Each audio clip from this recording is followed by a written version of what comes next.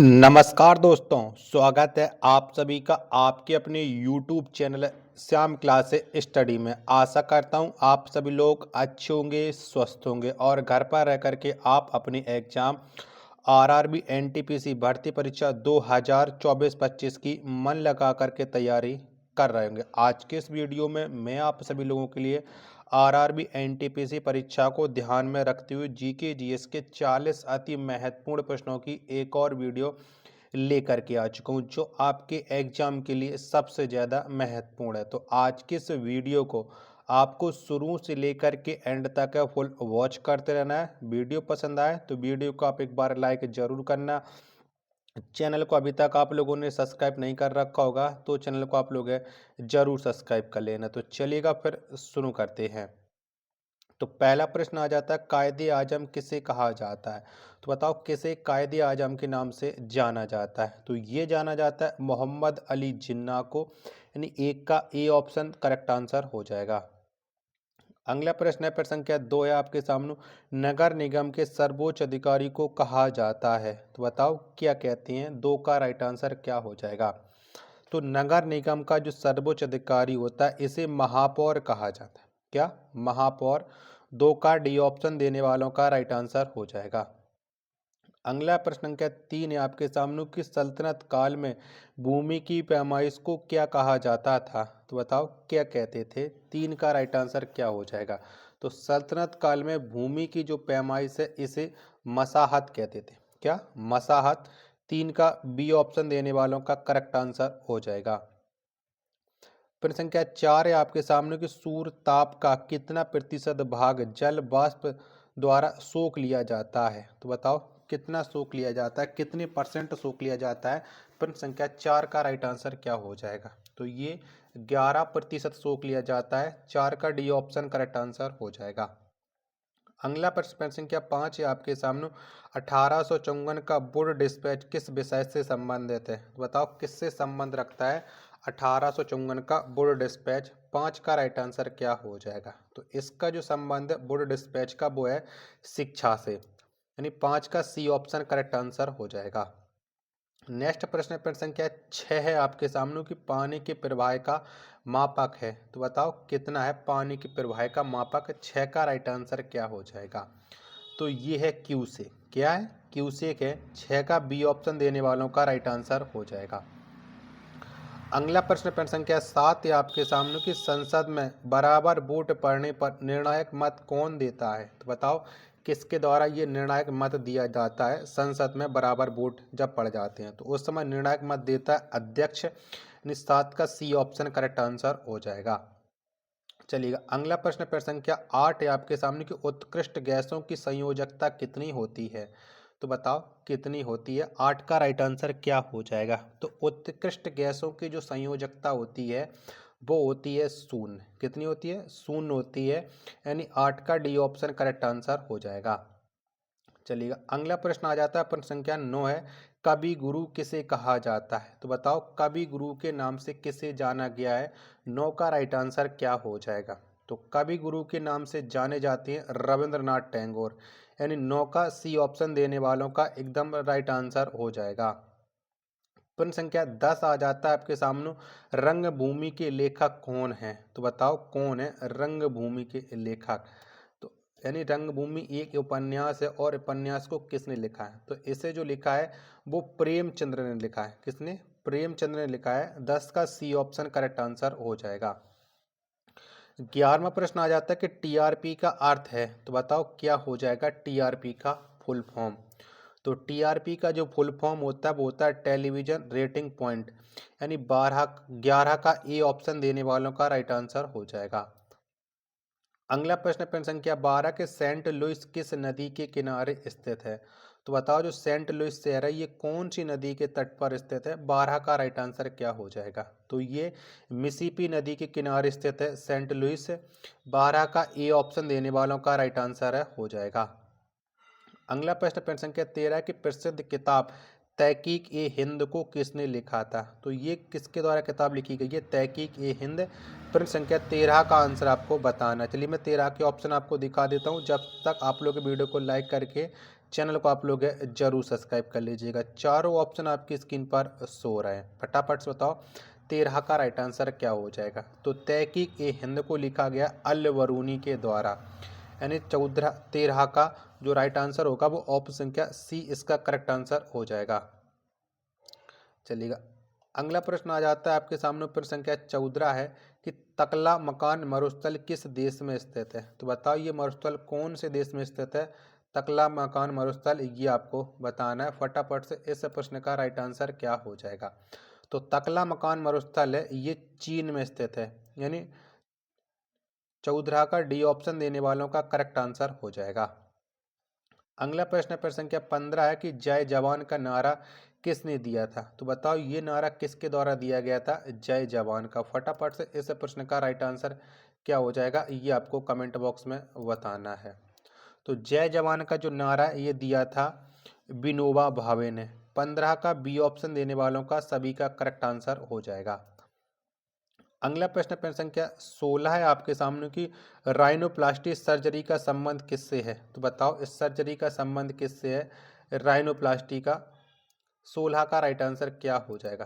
तो फटाफट से बताओ प्रश्न संख्या 16 का राइट आंसर क्या हो जाएगा। तो प्रश्न संख्या 16 का जितने लोग बता रहे हैं नाक से है, सी ऑप्शन करेक्ट आंसर हो जाएगा।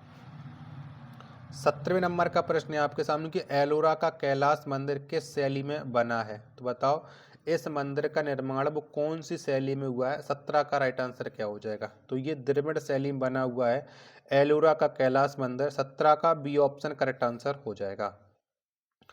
18वां प्रश्न आ जाता है कि भारत में आर्थिक नियोजन किस वर्ष आरंभ किया गया। तो बताओ ये कब आरंभ किया गया था आर्थिक नियोजन। 18 का राइट आंसर क्या हो जाएगा। तो ये 1951 में आरंभ किया गया था। 18 का ए ऑप्शन करेक्ट आंसर हो जाएगा। 19वां प्रश्न है आपके सामने कि automotive research association of India कहाँ है। तो बताओ ये कहाँ पर है। 19 का राइट आंसर क्या हो जाएगा। तो automotive research association of India ये पुणे में है। 19 का ए ऑप्शन करेक्ट आंसर हो जाएगा। प्रश्न संख्या 20 है आपके सामने किस मुगल काल के चित्रकार को पूर्व का राफेल कहा जाता है। तो बताओ किसे कहते हैं पूर्व का राफेल। तो ये बेहजाद को पूर्व के राफेल के नाम से जाना जाता है। 20 का सी ऑप्शन करेक्ट आंसर हो जाएगा। अगला प्रश्न प्रश्न संख्या 21 है आपके सामने कि तमिल और सिंहलीज कहाँ के दो प्रमुख जातीय वर्ग हैं। तो बताओ ये कौन से देश के दो प्रमुख जातीय वर्ग हैं तमिल और सिंहलीज। 21 का आंसर आपको बताना है। तो ये हैं श्रीलंका के, किसके हैं श्रीलंका के हैं। 21 का बी ऑप्शन देने वालों का राइट आंसर हो जाएगा। 22वां प्रश्न कि संविधान का कौन सा अनुच्छेद राष्ट्रपति को सरकार से सूचना प्राप्त करने की शक्ति प्रदान करता है। तो बताओ ये कौन सा अनुच्छेद करता है। 22 का आंसर आपको बताना है। तो ये करता है अनुच्छेद 78। 22 का बी ऑप्शन राइट आंसर हो जाएगा। प्रश्न संख्या 23 है आपके सामने कि जिस दर से bank reserve bank of India को ऋण देता है वह कहलाता है। तो बताओ वह कौन सी दर है। तो वो दर है रिवर्स रेपो दर। कौन सी है रिवर्स रेपो दर है। 22 का सी ऑप्शन देने वालों का राइट आंसर हो जाएगा। प्रश्न संख्या 24 आ जाता है आपके सामने कि प्रकाश का ठीक सीधी रेखा में गमन ना होना क्या कहलाता है। तो बताओ ये क्या कहलाता है। प्रश्न संख्या 24 का राइट आंसर क्या हो जाएगा। तो प्रकाश का ठीक सीधी रेखा में गमन ना होना ये विवर्तन कहलाता है। क्या विवर्तन। 24 का बी ऑप्शन देने वालों का राइट आंसर हो जाएगा। अगला प्रश्न प्रश्न संख्या 25 है आपके सामने कि एंडोस्कोपी किस सिद्धांत पर कार्य करता है। तो बताओ ये कौन से सिद्धांत पर कार्य करता है। तो ये करता है पूर्ण आंतरिक परावर्तन के सिद्धांत पर एंडोस्कोपी कार्य। 25 का बी ऑप्शन करेक्ट आंसर हो जाएगा। चलिएगा आशा करता हूँ कि आपको ये वीडियो पसंद जरूर आ रही होगी। तो प्लीज़ वीडियो को लाइक आप लोग जरूर करें और चैनल को अभी तक आप लोगों ने सब्सक्राइब नहीं कर रखा होगा तो ज़रूर कर लीजिएगा। अगला प्रश्न संख्या 26 आ जाता है आपके सामने पराग कणों के अध्ययन को क्या कहते हैं। तो बताओ क्या कहा जाता है। 26 का राइट आंसर क्या हो जाएगा। तो पराग कणों के अध्ययन को पॉलिनोलॉजी कहा जाता है। 26 का ए ऑप्शन राइट आंसर हो जाएगा। प्रश्न संख्या 27 है आपके सामने कि प्रिंस ऑफ वेल्स कप किस खेल से संबंधित है। तो बताओ इस खेल का संबंध किससे है। 27 का राइट आंसर क्या हो जाएगा। तो प्रिंस ऑफ वेल्स कप का जो संबंध है वो है कोल्प से, यानी 27 का बी ऑप्शन राइट आंसर हो जाएगा। अगला प्रश्न प्रश्न संख्या 28 से आपके सामने कि सेकल किस देश की मुद्रा है, तो बताओ कौन से देश की ये मुद्रा है। सेकल 28 का राइट आंसर क्या हो जाएगा, तो ये है इजराइल की, यानी 28 का ए ऑप्शन देने वालों का राइट आंसर हो जाएगा। प्रश्न संख्या 29 से आपके सामने कि वेद किस भाषा में लिखा गया था, तो बताओ कौन सी भाषा में वेद को लिखा गया। तो वेद लिखा गया है संस्कृत में। 29 का सी ऑप्शन राइट आंसर हो जाएगा। अगला प्रश्न प्रश्न संख्या 30 आ जाता है, फीफा का गठन किस वर्ष हुआ था, तो बताओ कब हुआ था फीफा का गठन। 30 का राइट आंसर क्या हो जाएगा, तो ये 1904 में फीफा का गठन हुआ था। 30 का बी ऑप्शन करेक्ट आंसर हो जाएगा। 31 में प्रश्न आ जाता है, पौधों के पुष्पन के लिए निम्नलिखित में से किस तत्व की आवश्यकता होती है, तो बताओ कौन सी तत्व की आवश्यकता होती है। तो इसके लिए होती है फास्फोरस की आवश्यकता, यानी 31 का डी ऑप्शन करेक्ट आंसर हो जाएगा। 32 में प्रश्न है कि लोकसभा को समय से पूर्व भंग करने का अधिकार किसको है, तो बताओ ये अधिकार किसके पास है। 32 का राइट आंसर क्या हो जाएगा, तो ये राष्ट्रपति के पास है। लोकसभा को आज समय से पहले भंग कर सकता है। 32 का सी ऑप्शन करेक्ट आंसर हो जाएगा। 33 में प्रश्न आ जाता है कि आपातकाल की घोषणा के समय भारत के राष्ट्रपति कौन थे, तो बताओ उस समय कौन थे। तो आपातकाल की घोषणा के समय जो भारत के राष्ट्रपति थे वो थे फखरुद्दीन अली अहमद, यानी 33 का डी ऑप्शन देने वालों का राइट आंसर हो जाएगा। अगला प्रश्न प्रश्न संख्या 24 से आपके सामने, रघुवीर सिंह मेमोरियल कप किस खेल से संबंधित है, तो बताओ इस कप का संबंध किससे है। रघुवीर सिंह मेमोरियल का, तो ये संबंध रखता है फुटबॉल से। 34 का ए ऑप्शन राइट आंसर हो जाएगा। अगला प्रश्न 35 की विदाउट फियर पुस्तक के लेखक कौन है, तो बताओ इस पुस्तक को किसके द्वारा लिखा गया है। विदाउट फियर, तो ये जो पुस्तक है वो कुलदीप नायर के द्वारा लिखी गई है। 35 का डी ऑप्शन करेक्ट आंसर हो जाएगा।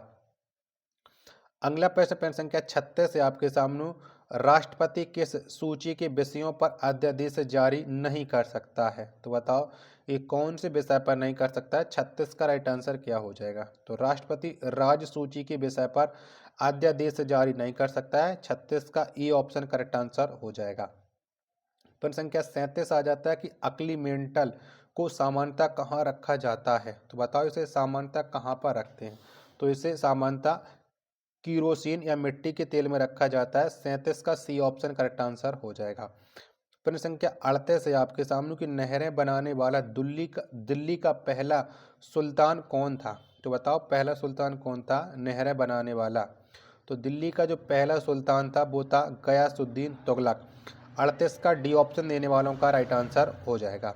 आशा करता हूँ कि आपको ये वीडियो पसंद आई होगी, तो वीडियो को आप एक बार लाइक ज़रूर करना। चैनल को अभी तक आप लोगों ने सब्सक्राइब नहीं कर रखा होगा तो चैनल को आप लोग ज़रूर सब्सक्राइब कर लेना। मिलते हैं पर अपने एक और नेक्स्ट वीडियो के साथ, तब तक के लिए धन्यवाद। जय हिंद, वंदे मातरम।